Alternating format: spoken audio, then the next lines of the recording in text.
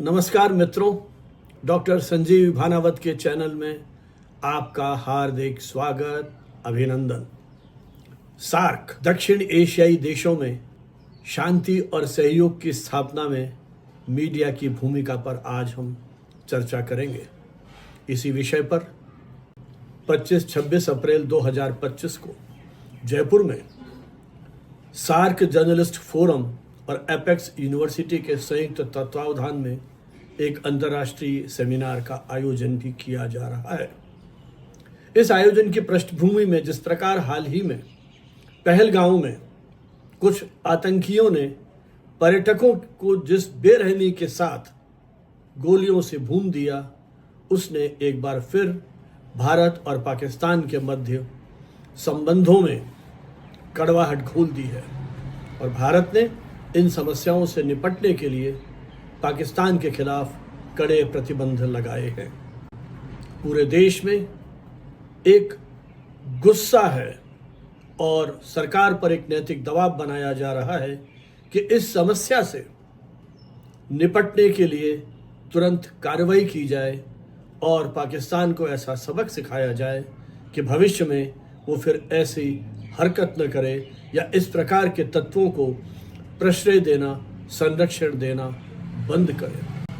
वस्तुतः south Asia association for regional cooperation, दक्षिण एशियाई क्षेत्रीय सहयोग संघ की स्थापना 8 दिसंबर 1985 में बांग्लादेश की राजधानी ढाका में की गई थी।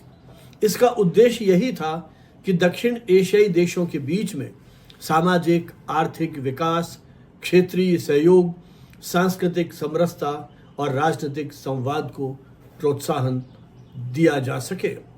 आज सार्क 8 देशों का एक संगठन है जो विश्व की लगभग 21% जनसंख्या का प्रतिनिधित्व करता है। दक्षिण एशिया एक भू राजनीतिक रूप में अत्यंत संवेदनशील क्षेत्र है जिसमें भारत, पाकिस्तान, बांग्लादेश, नेपाल, श्रीलंका, भूटान, अफगानिस्तान और मालदीव जैसे देश आते हैं। यहाँ की संस्कृति, इतिहास और विरासत एक दूसरे के साथ बहुत गहराई से जुड़े हुए हैं। लेकिन सबसे बड़ी त्रासदी यह है, विडंबना यह है कि यह क्षेत्र शांति और सहयोग की दृष्टि से, पारस्परिक विकास की दृष्टि से गंभीर चुनौतियों से जूझ रहा है। ऐसे परिदृश्य में पत्रकारिता सूचना का माध्यम मात्र नहीं रह जाती है, बल्कि यह संवाद, सह अस्तित्व और विश्वास के पुल को कायम करने में एक प्रभावी भूमिका का निर्वाह कर सकने में सक्षम है। दक्षिण एशियाई देशों के बीच राजनीतिक असहमति, सीमा विवाद, धार्मिक उग्रवाद, आतंकवाद, जातीय हिंसा और जल संसाधनों का बंटवारा, व्यापारिक अविश्वास और ऐतिहासिक द्वेष, यह सब मिलकर के इस देश में स्थायी शांति और सहयोग को चुनौती देते हैं। लेकिन इन सारी चुनौतियों के बीच में कहीं पत्रकारिता एक प्रकाश स्तंभ की तरह से मार्गदर्शन कर सकती है। सार्क का मुख्यालय काठमांडू में है और इसका मोटो है, उद्देश्य है deeper integration for piece and prosperity, गहन एकीकरण से शांति और समृद्धि। सार्क संगठन का उद्देश्य ही यही है, क्षेत्रीय विकास को गति देना, गरीबी, भूख और बेरोजगारी से मिलकर के लड़ना, शिक्षा, स्वास्थ्य, विज्ञान, पर्यावरण और संस्कृति में पारस्परिक सहयोग करना, आपदा प्रबंधन, आतंकवाद विरोधी सहयोग देना, आर्थिक एकीकरण की दिशा में विशेष प्रयासों को प्रोत्साहन देना। सार्क शिखर सम्मेलन सार्क देशों के विभिन्न शहरों में समय समय पर आयोजित किए जाते रहे हैं। पहला सम्मेलन 1985 में ढाका में किया गया था, जबकि दूसरा सम्मेलन भारत में बेंगलोर में किया गया था। उसके बाद सार्क देशों के अलग अलग शहरों में ये सम्मेलन आयोजित किए जाते रहे, जिनकी जो प्रमुख केंद्रीय विषय वस्तु थी चिंतन मनन की, वो क्षेत्रीय शांति और विकास, पारस्परिक सहयोग के नए प्रस्ताव, सामाजिक विकास, आतंकवाद पर चिंता, मुक्त व्यापार समझौते पर चर्चा, गरीबी उन्मूलन, क्षेत्रीय स्थिरता, आपदा प्रबंधन पर केंद्र की स्थापना, ऊर्जा सहयोग पर चर्चा, जलवायु परिवर्तन पर संवाद, कनेक्टिविटी और व्यापार आदि विभिन्न मुद्दों को लेकर के इन शिखर सम्मेलनों में चर्चाएं होती रही हैं। तो हम देख सकते हैं कि किस प्रकार यह संगठन कहीं प्रयासरत हैं कि ये देश आपस में मिलजुल करके एक नई दुनिया या नया माहौल बनाने के लिए प्रयत्न करें, लेकिन इनके बीच में जो पारस्परिक तनाव है उससे कई बार इसके उद्देश्यों पर प्रश्न चिन्ह लग जाता है। 2016 में इस्लामाबाद में यह सम्मेलन प्रस्तावित था, लेकिन भारत पाकिस्तान के बीच में तनाव को देखते हुए यह सम्मेलन स्थगित कर दिया गया और उसके बाद कोई सम्मेलन आयोजित नहीं हो सका। भारत के उस निर्णय का उस समय बांग्लादेश, अफगानिस्तान और भूटान ने भी समर्थन किया था। अब तक 18 सम्मेलन आयोजित किए जा चुके हैं, जिनमें भारत, बांग्लादेश, नेपाल, पाकिस्तान, श्रीलंका में 3 सम्मेलन आयोजित किए गए हैं, जबकि मालदीव में 2 और भूटान में 1। अफगानिस्तान में अभी तक कोई भी सम्मेलन आयोजित नहीं किया गया है। अफगानिस्तान का जो प्रवेश सार्क संगठन में हुआ है वो 2007 में हुआ है। सार्क सम्मेलन की अनेक उपलब्धियां रही हैं, जिसमें महत्वपूर्ण है नई दिल्ली में सार्क यूनिवर्सिटी की स्थापना। सदस्य देशों के विद्यार्थियों को उच्च शिक्षा का एक साझा मंच तैयार कराने के लिए इस विश्वविद्यालय की स्थापना की गई है, जो ज्ञान विनिमय, विचार विमर्श और सांस्कृतिक समरसता को बढ़ावा देने के लिए प्रयत्नशील है। इसी प्रकार south Asia free trade area SAFTA 2000 से शुरू किया गया, जिसका मुख्य उद्देश्य है दक्षिण एशियाई देशों के बीच व्यापार को बढ़ावा देने के लिए मुक्त व्यापार समझौता किया जाए, लेकिन फिर भारत पाकिस्तान के बीच तनाव के कारण इसमें समय समय पर बाधाएं आती रही। भूकंप, बाढ़, तूफान, प्राकृतिक आपदाओं आदि से निपटने के लिए इन देशों ने एक आपदा प्रबंधन केंद्र NDMC की भी स्थापना की है। इसी प्रकार सांस्कृतिक आदान प्रदान की दृष्टि से फिल्म महोत्सव, साहित्यिक सम्मेलन, खेल प्रतियोगिताएं और मीडिया संवाद जैसे कार्यक्रमों का भी समय समय पर आयोजन किया गया है। इसी प्रकार महिला सशक्तिकरण और स्वास्थ्य की दृष्टि से मातृ शिशु स्वास्थ्य, किशोरी शिक्षा और महिला उद्यमिता पर साझा इनिशिएटिव लिए गए हैं। सार्क के विकास में यूं तो सभी देशों की अपनी विशिष्ट भूमिका है, लेकिन भारत पाकिस्तान 2 ऐसे प्रमुख राष्ट्र हैं जिनके पारस्परिक संबंधों का सार्क की प्रगति और विकास पर महत्वपूर्ण असर पड़ता है। और दुर्भाग्य से इन दोनों देशों के बीच में किसी न किसी रूप में तनाव बना रहता है। हर देश की अपनी प्राथमिकताएं हैं और वहाँ की राजनीतिक स्थिरता, अस्थिरता, प्रतिबद्धताएं भी अलग अलग हैं। इसीलिए इन देशों के मध्य आम सहमति प्राय नहीं बन पाती है। सार्क में भारत एक सबसे बड़ा और आर्थिक महाशक्ति के रूप में उभरा है। दूसरे देश उसके आसपास भी नहीं है। इसलिए कई बार ऐसा भी लगता है कि इन देशों में असंतोष की भावना उत्पन्न होती है। दक्षिण एशियाई देशों में अनेक तरह की भाषाएं बोली जाती हैं, उनका प्रयोग किया जाता है। विभिन्न प्रकार के धर्म हैं और उनकी अपनी एक कल्चरल आइडेंटिटी है, सांस्कृतिक पहचान है, जो पारस्परिक सहयोग की दृष्टि से भी महत्वपूर्ण है, लेकिन दूसरी ओर उनके बीच में एक संवाद की जटिलता भी बनी हुई है। श्रीलंका, पाकिस्तान, अफगानिस्तान, नेपाल आदि देशों में पिछले वर्षों में जिस प्रकार से राजनीतिक अस्थिरता का माहौल बना है, वो भी सार्क के निरंतर विकास में कहीं बाधाएं पहुंचाता है। दक्षिण एशियाई देशों में पत्रकारिता की अपनी एक विशिष्ट परंपरा है और पत्रकारिता में जिस तेजी से बदलाव हो रहे हैं, सभी देश उससे प्रभावित हुए हैं। आज पत्रकारिता डिजिटल रूप में अधिक तेजी से प्रचारित हो रही है।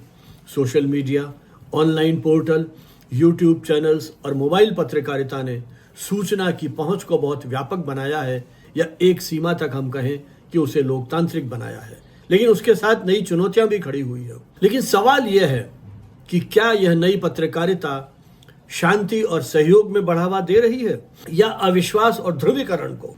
पत्रकारिता की अपनी एक विशिष्ट भूमिका होती है। जब भी दो देशों के बीच में तनाव की स्थिति बनती है, मीडिया कर्मियों की जिम्मेदारी होती है कि वह किस तरह की भाषा, शब्दावली और प्रस्तुति का उपयोग करते हैं। यदि वो संयम बरतेंगे तो तनाव कम बढ़ेगा, लेकिन उत्तेजक शीर्षक, एक तरफा विश्लेषण और भड़काऊ टिप्पणियां माहौल को और बिगाड़ सकती हैं। उदाहरण के तौर पर भारत पाकिस्तान के संबंधों में मीडिया की भूमिका पर कई बार विचार किया गया है और उस पर प्रश्न चिन्ह भी लगाए गए हैं, और यह भी महसूस किया गया है कि इससे तनाव और अधिक बढ़ा है। पत्रकारिता से ये उम्मीद की जाती है कि वो ऐसी स्टोरीज को, ऐसी कहानियों को सामने लेकर के आएंगे जो शांति, समझौते, साझेदारी और मानवीय संबंधों पर केंद्रित हो। सीमा पार की मित्रता, सांस्कृतिक आदान प्रदान, खेल और शिक्षा आदि वो क्षेत्र हैं जहां पारस्परिक सहयोग को बढ़ावा दिया जा सकता है। फेक न्यूज, डिजिटल प्रोपेगेंडा दक्षिण एशियाई पत्रकारिता की सबसे बड़ी चुनौती है। हालांकि यह न सिर्फ दक्षिण एशिया बल्कि एक वैश्विक चुनौती बनी हुई है। ऐसी स्थिति में फैक्ट चेकिंग, सत्य के प्रति प्रतिबद्धता और डिजिटल साक्षरता बहुत आवश्यक है। पत्रकारों को केवल खबरें ही नहीं देनी है, बल्कि गलत सूचना को पहचान कर उसका खंडन भी करना है। नॉर्वे के विद्वान जोहान गोल्टुंग ने शांति की पत्रकारिता की अवधारणा को हमारे सामने प्रस्तुत किया है, जिसमें पत्रकार संघर्षों का शोधपूर्ण गहराई से विवेचन विश्लेषण करते हैं। वे केवल युद्ध की क्रूरता नहीं दिखाते हैं, बल्कि शांति के समाधान के लिए भी कहीं आगे आते हैं। आज दक्षिण एशिया में इसी प्रकार की पत्रकारिता की आवश्यकता है। प्रोफेसर जोहान विंसेंट गोल्टुंग नॉर्वेजियन समाजशास्त्री, गणितज्ञ और राजनीतिक वैज्ञानिक थे, जिनका जन्म 24 अक्टूबर 1930 को हुआ था और निधन 17 फरवरी 2024 को हुआ। उन्होंने शांति की पत्रकारिता या पीस जर्नलिज्म के संस्थापक के रूप में उन्हें जाना जाता है, जिन्हें आधुनिक शांति और संघर्ष अध्ययन, पीस एंड कॉन्फ्लिक्ट स्टडीज के जनक के रूप में जाना जाता है। उन्होंने शांति पत्रकारिता, पीस जर्नलिज्म, संरचनात्मक हिंसा, स्ट्रक्चरल वायलेंस और सकारात्मक शांति, पॉजिटिव पीस जैसे अनेक महत्वपूर्ण सिद्धांतों की अवधारणा प्रस्तुत की, जो आज वैश्विक स्तर पर शांति निर्माण और संघर्ष समाधान की दृष्टि में एक मार्गदर्शक प्रतिमान के रूप में माने जाते हैं। पत्रकारों के लिए ट्रैक टू डिप्लोमेसी का हिस्सा बनकर शांति वार्ताओं, सांस्कृतिक कार्यक्रमों, साहित्यिक महोत्सवों और मीडिया समिट में हिस्सा लेने से एक विश्वास का माहौल बनता है, बल्कि एक पारस्परिक समझ को भी बढ़ावा मिलता है। कई बार जमीनी स्तर पर सहयोग की घटनाएं भी घटित होती हैं, जैसे भारत बांग्लादेश की सीमा पर गांवों के बीच में पारस्परिक व्यापार या नेपाल भारत की सीमा पर स्वास्थ्य संबंधी कैंप। पत्रकारिता ऐसे रचनात्मक प्रयासों को यदि प्रमुखता के साथ रिपोर्ट करेगी तो कहीं दोनों देशों के नागरिकों के मध्य तो एक आपसी विश्वास और समझ बढ़ेगी, राजनीतिक नेतृत्व को भी कहीं जनभावनाओं को समझ के शांति और सहयोग की ओर उन्मुख होना पड़ेगा। डिजिटल युग में युवाओं के पास कैमरा, मोबाइल और इंटरनेट की सुविधा है और वो तकनीकी दृष्टि से भी अधिक दक्ष हैं, कुशल हैं। उनके पास ऊर्जा है, सोच की नई दृष्टि है। इन युवाओं को, इन युवा पत्रकारों को प्रशिक्षित कर शांति दूत के रूप में तैयार किया जा सकता है, जो अपने कंटेंट से पड़ोसी देशों के युवाओं से संवाद करें। वस्तुतः इसके पीछे मुझे लगता है कि हम एक ऐसा माहौल तैयार करें कि दुनिया के देश जिस प्रकार से अपनी सीमाओं की रक्षा के लिए सैन्य सामर्थ्य बढ़ाने के लिए खर्च कर रहे हैं, सैनिकों की भर्ती कर रहे हैं, क्या कभी हम ऐसे दौर की कल्पना कर सकते हैं कि हम अहिंसक सेनानियों क्यों तैयार करें, उन्हें प्रशिक्षित करें, जो विभिन्न देशों में जाकर के शांति, अहिंसा और सहयोग का प्रचार करें। तो हमें इन अहिंसक सेनानियों की इस अवधारणा पर भी कहीं विचार करना चाहिए। दक्षिण एशियाई पत्रकारिता के सामने बहुत सारी चुनौतियां हैं। मीडिया का राजनीतिक उपयोग, कई देशों में मीडिया सरकारों का मुखपत्र बनता चला जा रहा है, जिससे आलोचनात्मक और निष्पक्ष पत्रकारिता को स्थान नहीं मिल पाता है। जब सीमा पर तनाव होता है, राष्ट्रवादी भावना मीडिया में उग्र होती चली जाती है और पत्रकारिता के मूल उद्देश्य से कहीं हम भटक जाते हैं। विश्व प्रेस स्वतंत्रता सूचकांक में दक्षिण एशिया के देशों में निरंतर गिरावट हो रही है। इससे स्वतंत्र और शांति समर्थक प्रेस की अवधारणा पर कुठाराघात होता है। पत्रकारिता को सत्य, निष्पक्षता और मानव मूल्यों को अपनाने के लिए आगे आना होगा। इसके लिए विश्वविद्यालयों, मीडिया संगठनों और स्वयंसेवी संस्थानों को मिलकर के ऐसे मंच बनाने होंगे जहां इस प्रकार के विचार को आगे बढ़ाया जा सके। दक्षिण एशियाई मीडिया प्लेटफॉर्म्स एक ऐसा साझा मंच विकसित कर सकने के लिए आगे आने चाहिए जहां सभी देशों के पत्रकार मिलजुल करके एक संवाद करें, विचार विमर्श करें, अपने अनुभवों को शेयर करें, साझा करें और संयुक्त परियोजनाओं पर काम करें। भारत, पाकिस्तान, बांग्लादेश, नेपाल आदि देशों के पत्रकारों को आपस में एक दूसरे देश की यात्रा करने के लिए प्रोत्साहित करना होगा और उन्हें एक बेहतर और सकारात्मक रिपोर्टिंग के लिए प्रशिक्षित करने की आवश्यकता को रेखांकित किया जाना होगा। धर्म, जाति, भाषा और संस्कृति के इस वैविध्य को टकराव के रूप में नहीं बल्कि एक पारस्परिक सौहार्द और समावेशी दृष्टि के रूप में प्रस्तुत करने में पत्रकारों की अपनी एक विशिष्ट भूमिका हो सकती है। कुलदीप नैयर ने पत्रकार के रूप में बहुत बड़ा योगदान दिया भारत पाकिस्तानों के संबंधों को एक नई दृष्टि देने के लिए।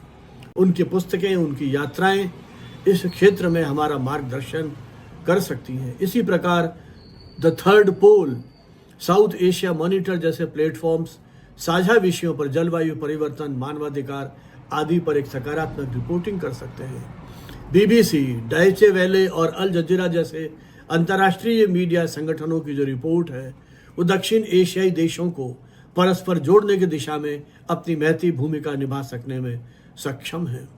पत्रकारिता का मूल उद्देश्य केवल सूचना देना नहीं है बल्कि समाज को बेहतर बनाना है।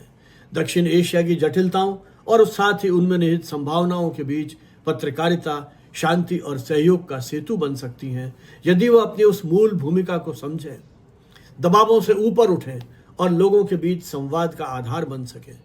भारत में अपेक्षाकृत प्रेस अधिक स्वतंत्र है।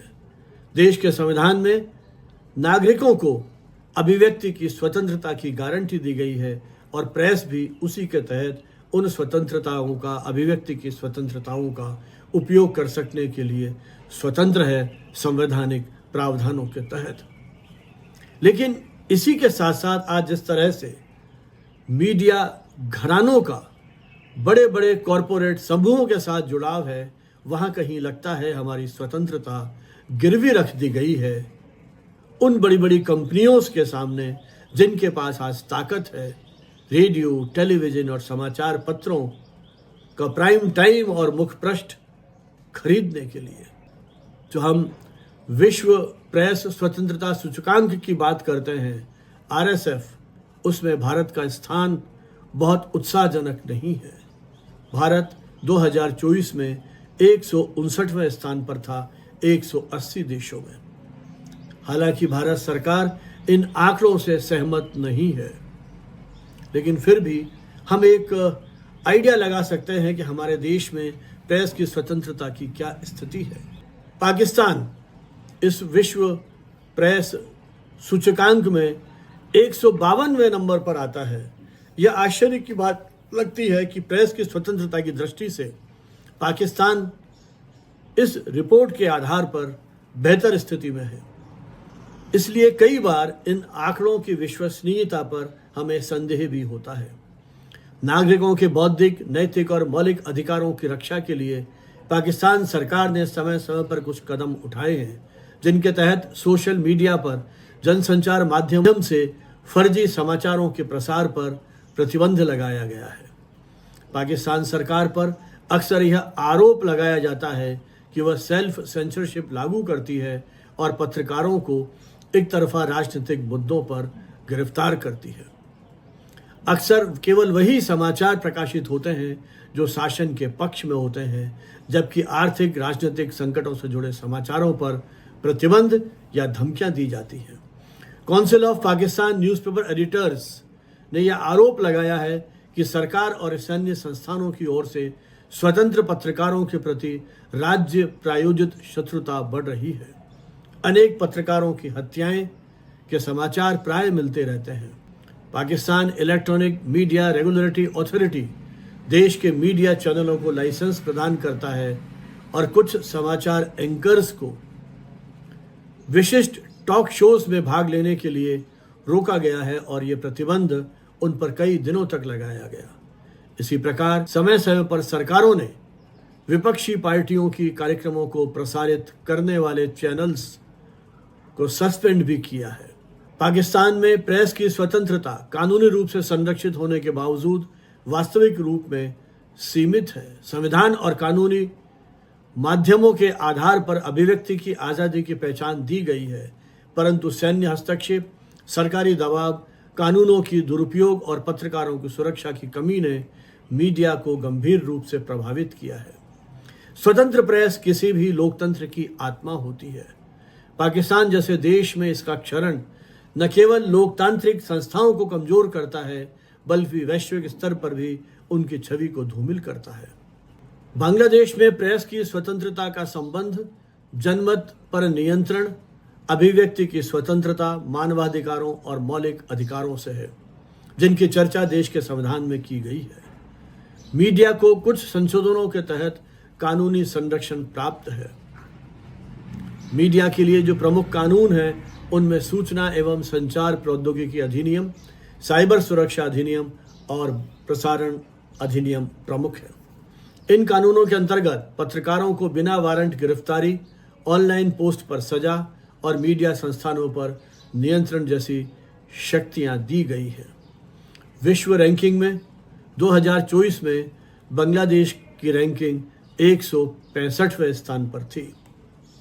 2018 में डिजिटल सुरक्षा अधिनियम लागू होने के बाद प्रेस पर सीधा सेंसरशिप थोप दिया गया और अनेक पत्रकारों को समय समय पर उनकी सोशल मीडिया पोस्ट के लिए भी गिरफ्तार किया गया है।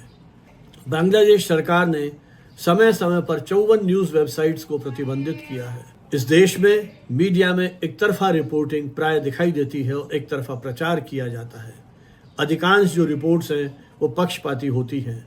विपक्ष या सरकार की आलोचना करने वाली रिपोर्टें या तो सेंसर कर दी जाती हैं या उन्हें धमकियां दी जाती हैं। शेख हसीना के इस्तीफे के बाद ATN Bangla, ATN news, Ekattor TV, Independent TV आदि अनेक मीडिया चैनलों को लूट और तोड़फोड़ का सामना करना पड़ा, जब हाल ही में शेख हसीना ने अपने पद से इस्तीफा दे दिया गया। बांग्लादेश प्रेस क्लब और चटगांव प्रेस क्लब में पत्रकारों पर हमले करने के भी समाचार मिले थे। तो एक तरह से बांग्लादेश के संविधान में भी प्रेस की स्वतंत्रता का उल्लेख होने के बावजूद वास्तविक रूप में प्रेस की स्वतंत्रता वहाँ नहीं है। सेंसरशिप, दमन और उत्पीड़न की प्रधानता है। सरकार और सत्तारूढ़ दल की आलोचना करना वहाँ खतरे से खाली नहीं है। यदि हम नेपाल की बात करें तो रिपोर्टर्स विदाउट बॉर्डर्स, जिन्होंने विश्व प्रेस स्वातंत्र्य सूचकांक जारी किया, 2024 में नेपाल ने 74वां स्थान प्राप्त किया है। यह बड़ा आश्चर्यजनक है कि एक ही वर्ष में नेपाल ने 21 स्थानों की छलांग लगाते हुए 180 देशों में से 74वां स्थान प्राप्त किया है, जबकि 2023 में उसे 95वां स्थान प्राप्त था। नेपाली संविधान प्रेस की स्वतंत्रता की गारंटी देता है और एक प्रकार से नेपाल एशिया के स्वतंत्र देशों में एक माना जाता है। नेपाल का संविधान प्रेस की स्वतंत्रता की गारंटी देता है।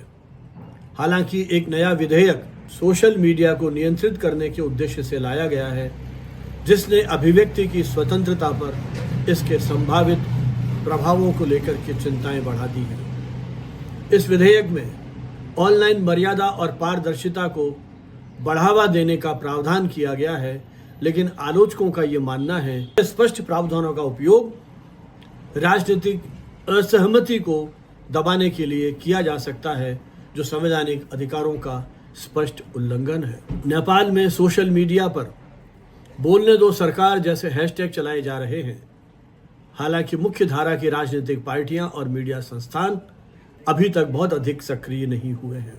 युद्धकालीन सेंसरशिप और राजनीतिक अस्थिरता के कारण श्रीलंका में मीडिया पर लंबे समय तक दबाव रहा है। आर्थिक संकट के कारण सरकार ने मीडिया कवरेज को नियंत्रित करने के भी प्रयास किए हैं और विश्व रैंकिंग में श्रीलंका की स्थिति बहुत अच्छी नहीं है और 180 देशों में उसका स्थान 150वां है। लेकिन हाल ही में श्रीलंका में कुछ स्वतंत्र पोर्टल्स और यूथ बेस्ड मीडिया समूहों का उदय हुआ है। ये एक उत्साहजनक संकेत है। श्रीलंका में प्रेस की स्वतंत्रता की गारंटी संविधान के अनुच्छेद 14(1)(a) में दी गई है, जो प्रत्येक नागरिक को भाषण और अभिव्यक्ति की स्वतंत्रता का अधिकार देता है, जिसमें प्रकाशन भी शामिल है। लेकिन व्यावहारिक रूप में सरकार ने प्रेस की स्वतंत्रता को समय समय पर नियंत्रित किया है। सरकार प्रेस की आलोचना को सहन नहीं कर पाती है। हालांकि संविधान प्रेस को स्वतंत्रता की गारंटी देता है, लेकिन उस पर अनेक प्रकार के कानूनी प्रतिबंध भी लगाए गए हैं। भूटान अपेक्षाकृत एक छोटा देश है, जहां मीडिया स्वतंत्र वातावरण में काम कर रहा है। विश्व प्रेस सूचकांक के अनुसार भूटान का स्थान 147वां है। वहां राजा और सरकार के संबंध में जो खबरें हैं, वहां प्रेस में आत्म सेंसरशिप देखने को मिलती है।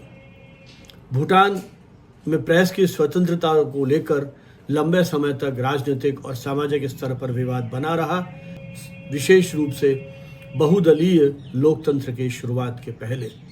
भूटान सरकार के कानूनों के तहत सोशल मीडिया पर साझा की जाने वाली जानकारियों पर रोक लगाने की परंपरा है। हालांकि संविधान में अभिव्यक्ति की स्वतंत्रता की गारंटी है, लेकिन सरकारी कर्मचारियों को यह अधिकार ऐतिहासिक रूप से नहीं दिया गया है। वह स्पष्ट कहा गया है कि कोई सरकारी कर्मचारी अपनी एजेंसी या रॉयल सरकार की आलोचना नहीं कर सकता।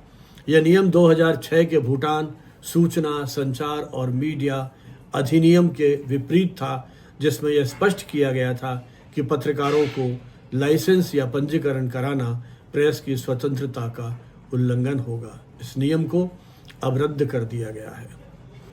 मालदीव में लंबे समय तक सरकारों ने प्रेस का दमन किया है, लेकिन कुछ वर्षों से स्थिति में सुधार हुआ है।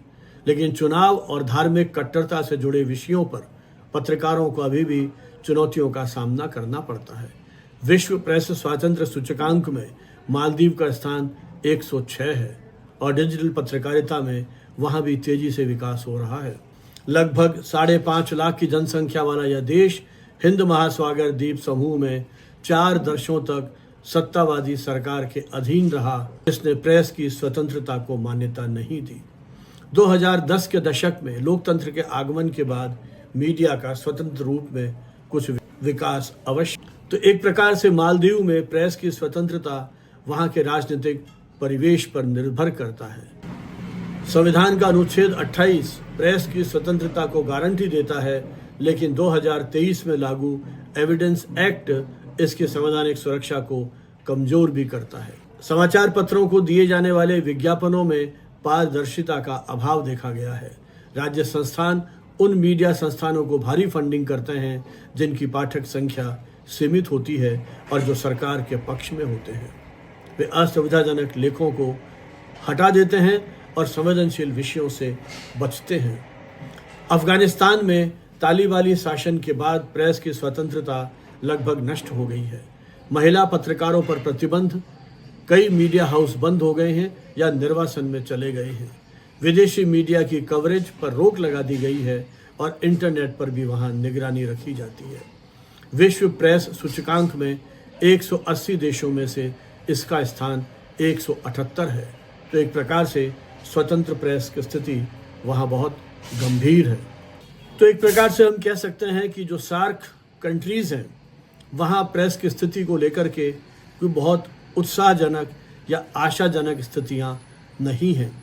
विश्व प्रेस सूचकांक में इनका स्थान बहुत नीचे है और जब भी जो राजनीतिक दल सत्ता में रहे हैं, उनकी ये कोशिश रही है कि मीडिया को नियंत्रित किया जाए, या उनकी अपेक्षा रही है कि कि मीडिया उनके पक्ष में लिखे और उनके छवि निर्माण के लिए प्रयत्नशील रहे। अधिकांश देशों में पत्रकारों को प्रताड़ित किया गया, उन पर कई तरह के मुकदमे दायर किए गए और उन्हें जेलों में ठूंस दिया गया।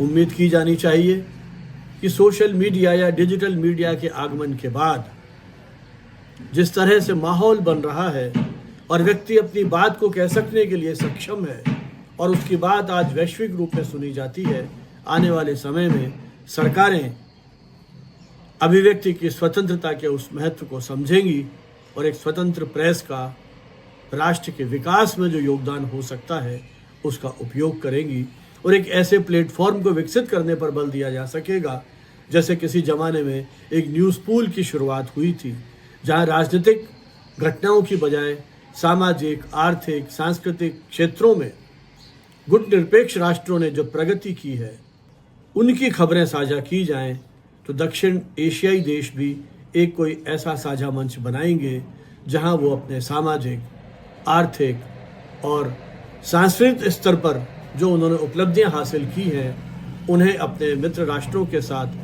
साझा करेंगे, ताकि एक दूसरे के प्रति समझ बढ़े और हम एक शांति और सहयोग की दिशा में आगे बढ़ सकें। इन्हीं शब्दों के साथ आप सभी का बहुत बहुत धन्यवाद। जय हिंद, जय भारत।